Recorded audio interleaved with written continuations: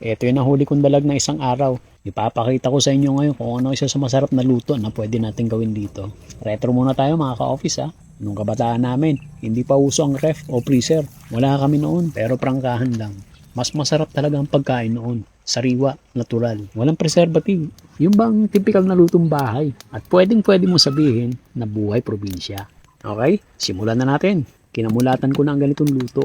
Tahara ang tawag sa amin yan, sa Romblon. Yung bang hindi mo naman siya direktang lulutuin, pausukan mo lang. Karaniwan yan, tinutuhog lang sa kawayan, tapos ibibitin, katapat ng tungko sa may taas, katabi lang ng sabitan ng bahaw. O kaya nung basket, yung mga hindi naubos na ulam, di ba? Sinasabit lang. Pero yan, kahit abutin ng isang linggo o isang buwan, hindi nasisira o kaya inuud. Kaya kahit panahon ng bagyuhan o kaya baha sa ilog, nakakakain pa rin kami ng isda. Itong diskarte naman natin ngayon, parang shortcut ko lang. Teka, bakit nga ba para sa akin ay masarap ang ganitong luto? Yung dalag kasi, di ba, malansa. Karaniwan luto dyan, ginagawa nila ginatan.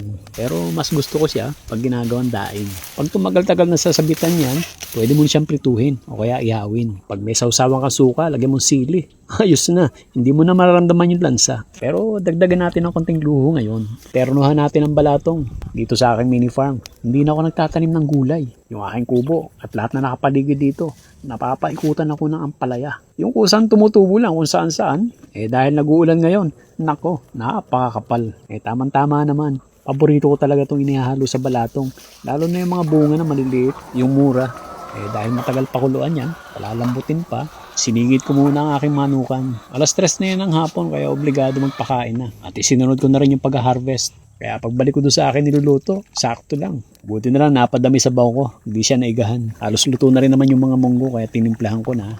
At eto, inilagay ko na ang bitter. Dati betsin ang uso pero ngayon magic sarap na lang. Eto, naalala niyo pa ba ito? Bunga yan ng himbabao. Sinamahan ko na rin ng sitaw. Sa tunog pa lang ng halo, parang itataob dito ang isang kalderong kanin At pinakahuli, bago natin iahon, ilagay na natin ang dahon. Yan ang lutong bahay na hinahanap-hanap ko. At paalala nga pala, kapag palayok ang lutuan ninyo, matagal mawala ang init niyan.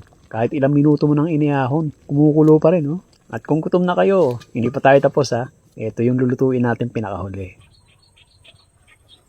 Sinigurado ko lang talaga na nag-amoy usok na siya. Yan ang hinahanap-hanap ko talaga sa daing. O sabihin natin daing na tinapa. Yung bang pag kinagat mo may iba ka nalalasahan. Hindi naman siya lasang usok pero talagang nanunuot sa ilong mo. Siguro alam yun yung sinasabi ko. Mahirap lang yung paliwanag Okay, alas 4 na ng hapon.